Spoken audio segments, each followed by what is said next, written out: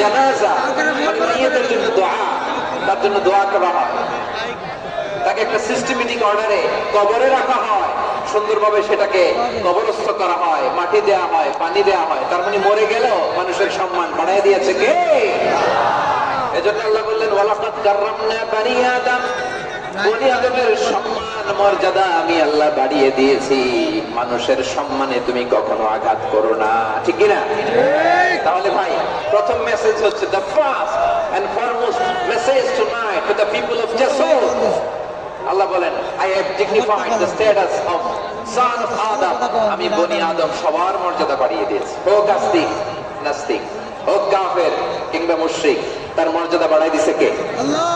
যখন বন্যা হয় আমরা ত্রাণ নিয়ে যাই, আমরা শুধু মুসলমানদেরকে ত্রাণ দেই নাকি? হ্যাঁ, আমরা মুসলমানকেও দেই, অমুসলমানকেও দেই, হিন্দুকেও দেই, বৌদ্ধকেও দেই। যেখানেই মানবতা বিপন্ন সেখানে ইসলামের হেল্পিং হ্যান্ড আছে না নাই?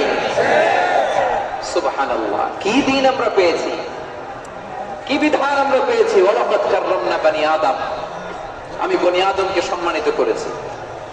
এরপর আল্লাহ বললেন ওয়া হামালনাহুম ফিল বাররি ওয়াল বাহর, মানুষকে স্থলে এবং সমুদ্রে চলাচলের বাহন আমি দিয়েছি। স্থলে কিভাবে চলবে, জলে কিভাবে চলবে, এই বাহনের ব্যবস্থা করেছে কে?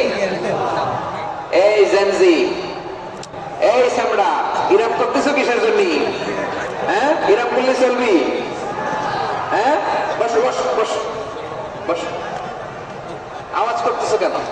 দিবানা, কথা বলতে দিবানা আমাকে? তো এইটা বুঝি তোমাদের ভালোবাসার নমুনা?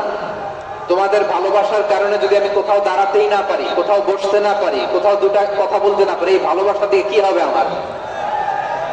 বরং ঘামতে ঘামতে ঘর্মাক্ত হব, রক্তাক্ত হব। কিন্তু সেন্ট্রাল থেকে, সেন্ট্রালি যে ইনস্ট্রাকশন আসবে, সেই ইনস্ট্রাকশনের এক চুল আমরা ডানে বায়ে যাবো না। এইটা গণজাগরণের জন্য এইটা দরকার, ইসলামী বিপ্লবের জন্য এইটা দরকার। তো আধা ঘন্টা ধরে যদি তোমাদেরকে থামানোই না যায়, এই লস্কর দিয়ে আমি কি করব? আল্লাহর রাস্তে নো নো নো স্লোগান, চুপচাপ একেবারে আমার দিকে তাকাও। আল্লাহ বললেন ওয়া হামালনাহুম ফিল বাররি ওয়াল বাহর, জলে স্থলে আমি চলাচলের যানবাহনের ব্যবস্থা করেছি। আমরা স্থলে ঘোড়ার উপরে চড়ি, উটের উপরে চড়ি, গাড়ির উপরে চড়ি। এই যে গাড়ির ইঞ্জিন বানাইছি আমরা, এটার মেধা দিয়েছে কে? আবার সাগরের মধ্যে আমরা নৌযান, জলযান, বড় বড় জাহাজ দিয়ে এক মহাদেশ থেকে আরেক মহাদেশ যাই, এক দেশ থেকে মালামাল গুলো আরেক দেশে পাঠাই। সাগরের ভেতরে নৌকা গুলোরে ধরে রাখলো কে? ওয়াল ফুলকিল্লাতী তাজরি ফিল বাহরি বিমা ইয়ানফাউন নাস, মানুষের উপকার আছে এরকম সরঞ্জামাদি নিয়ে সাগরের উপরে বিশাল বিশাল জলযানগুলো চলে। এগুলো ডুবে যায় না, কাত হয়ে যায় না, পড়ে যায় না। এগুলোকে স্থিতিস্থাপকতাকে ঠিক করে রাখলো কে? আপনারা জাহাজ দেখেছেন? জাহাজ, হ্যাঁ, বাড়ি চট্টগ্রাম হইলে দেখতে পারতেন, দেখছেন? বিশাল বিশাল জাহাজ, বিশাল জাহাজ মালামাল নিয়ে এক মহাদেশ থেকে আরেক মহাদেশে যায়। গত মাসে আমার জাপান সফর ছিল। এই যে বাংলাদেশে যে গাড়িগুলো চালান, বেশিরভাগ গাড়ি আসে কিন্তু জাপান থেকে।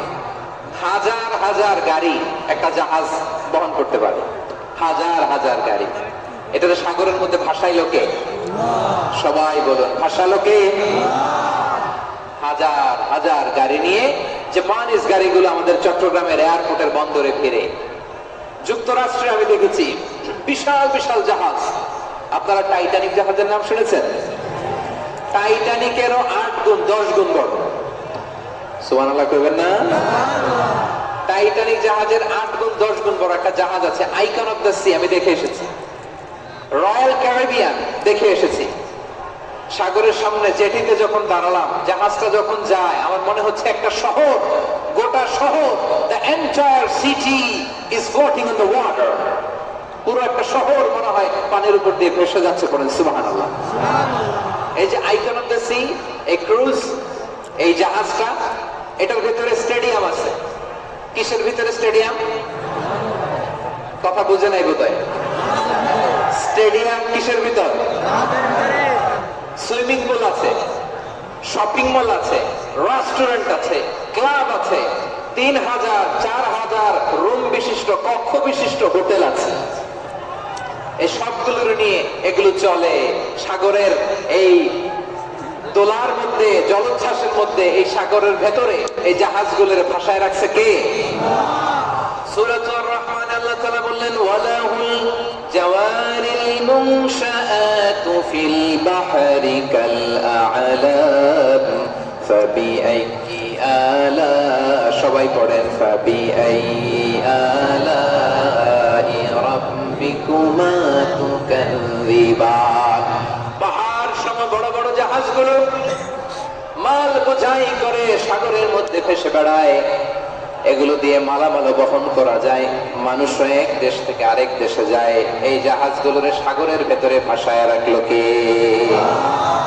এই আয়াতের ভেতরে আল্লাহ তাআলা সূরাত বনী ইসরাঈলের এই চমৎকার আয়াতের ভেতরে আল্লাহ তাআলা বেসিক্যালি মানব জাতির প্রতি তার 4টি স্পেশাল অনুগ্রহের কথা বলেছেন। কয়টি?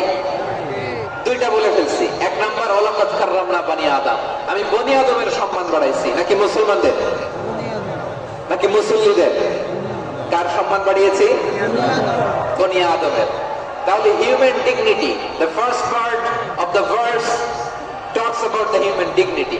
2 নাম্বার অংশ আল্লাহ তাআলা বললেন ওয়া হামালনাহুম ফিল বাররি ওয়াল বাহর, স্থলে এবং সমুদ্রে আমি তাদের জন্য চলাচলের বাহন দিয়েছি। সুবহানাল্লাহ। তার মানে smooth movement on land and sea, জলে এবং স্থলে যাতে আমরা স্মুথলি মুভ করতে পারি আল্লাহ তাআলা দিয়েছেন। 3 নাম্বার আল্লাহ তাআলা বললেন ওয়া রাযাকনাহুম মিনাত তাইয়্যিবাত, মানুষের জন্য আমি পবিত্র রিজিকের ব্যবস্থা করেছি। জলে এবং স্থলে যত প্রাণী আছে সবগুলা প্রাণীকে রিজিক দেয় কে? আমাদেরকে রিজিক দেয় কে? সাগরের মাছগুলোকে, বড় বড় তিমি মাছগুলোর রিজিক দেয় কে? বাতাসের মধ্যে ভেসে বেড়ানো বড় বড় পাখিগুলো, স্ক্যান্ডিনেভিয়ান কান্ট্রি থেকে লক্ষ লক্ষ কোটি কোটি পাখিগুলো যে এক দেশ থেকে আরেক দেশে ট্রান্সফার হয়, এগুলোর রিজিক দেয় কে? রব্বুল আলামিন বলেন ওয়ামা মিন দাব্বাতিন ফিল আরদি ইল্লা আলাল্লাহি রিজকুহা ওয়া ইয়ালামু মুস্তাকাররাহা ওয়া মুস্তাওদাআহা কুল্লুন ফি কিতাবিম মুবিন। আল্লাহু আকবার। রব্বুল আলামিন বলেন ভূপৃষ্ঠে বিচরণশীল যত প্রাণী আছে সব প্রাণীগুলোকে আমি আল্লাহ আমার নিজের কুদরতে রিজিকের বন্দোবস্ত করি। এই প্রাণীগুলো কোথায় থাকে, কোথায় যায়, সব জায়গায় আমি রিজিক পৌঁছে দেই। রিজিক কেউ দিতে পারে না, রিজিকের মালিক কে? রিজিকের মালিক তিনি আল্লাহ। এজন্য আল্লাহ তাআলা বললেন ওয়া রাযাকনাহুম মিনাত তাইয়্যিবাত। এরপর আল্লাহ বললেন ওয়া ফাদ্দালনাহুম আলা কাসীরিন